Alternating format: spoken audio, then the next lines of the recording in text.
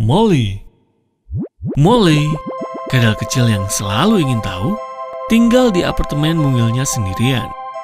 Dia tidak tahu bagaimana dia bisa masuk ke apartemen tersebut, tapi dia suka tinggal di sini.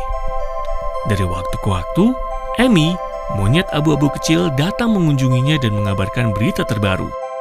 Amy selalu membawa berbagai buah lezat untuk Molly, sehingga kadal kecil tersebut selalu senang ketika Amy naik ke jendelanya.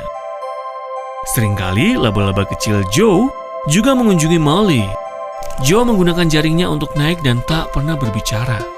Molly selalu berusaha berbicara dengannya, tetapi selalu gagal. Berkali-kali dia meminta laba-laba tersebut untuk menenun perhiasan dari jaring, tetapi Joe tidak pernah memenuhi keinginan Molly. Suatu hari, Molly berbagi pisang dengan Joe, dan itu adalah pertama kalinya dia mendengar laba-laba tersebut mengucapkan satu-satunya kata, "Terima kasih." Sekali seminggu, seekor burung kecil Snow datang ke Molly, menyanyikan lagu-lagunya dan menceritakan kepadanya tentang semua yang dia lihat. Snow yang mengajarkan kepada Molly bahwa dunia adalah tempat yang sangat menarik. Misalnya, Molly suka mendengarkan cerita tentang orang-orang, tentang danau besar dan pohon-pohon tinggi.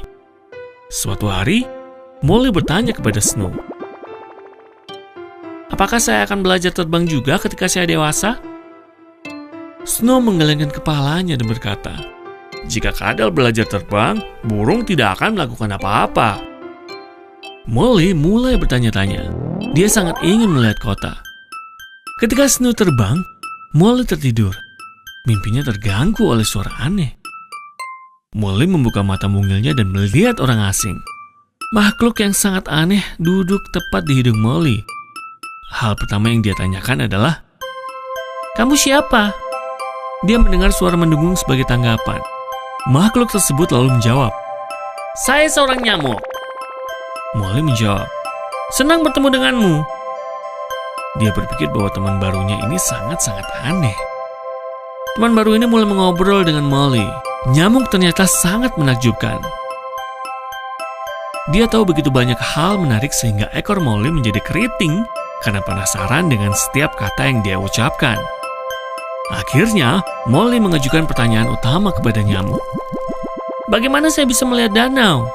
Nyamuk berpikir sejenak, lalu menjawab, "Jika kamu makan banyak, maka kamu akan tumbuh besar dan juga kuat. Dan kemudian kamu bisa keluar dari apartemen ini, naik lift dan keluar.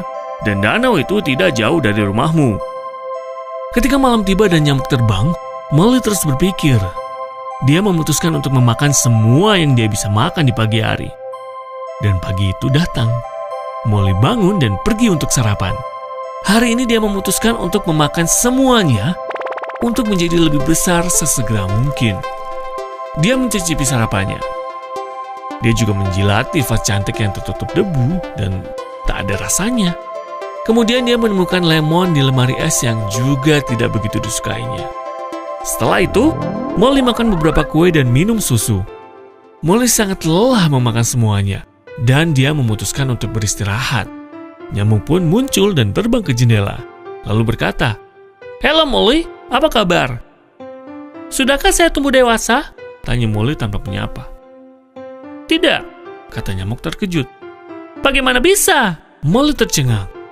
"Saya sudah makan sepanjang hari dan tidak tumbuh dewasa."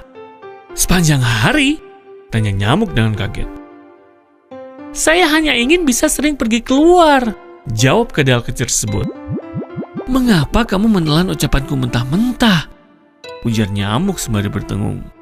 Molly mengira nyamuk itu adalah nyamuk ajaib, jadi dia menangkapnya dengan lidahnya dan memakannya. "Aku hanya bercanda, jangan kamu benar-benar menelanku." Suara nyamuk datang dari perut Molly. "Kamu tidak bisa memakan temanmu," kata nyamuk. Molly sangat malu. Dia membuka mulutnya dan membiarkan nyamuk tersebut keluar. Dia meminta maaf kepada nyamuk. Molly malu bahwa dia mempercayai kalimat kiasan yang diucapkan nyamuk dan percaya jika itu bisa membantunya melihat dunia luar. Nyamuk pun memaafkan Molly. Setelah beberapa saat, Molly tumbuh dewasa dan pergi keluar rumahnya. Dalam setahun, dia akhirnya bisa melihat danau itu, bertemu beberapa orang, dan memandang pohon-pohon yang berbeda dari yang dia bayangkan. Setelah itu, dia kembali ke rumah, menyempatkan beberapa waktunya untuk kembali berjalan-jalan.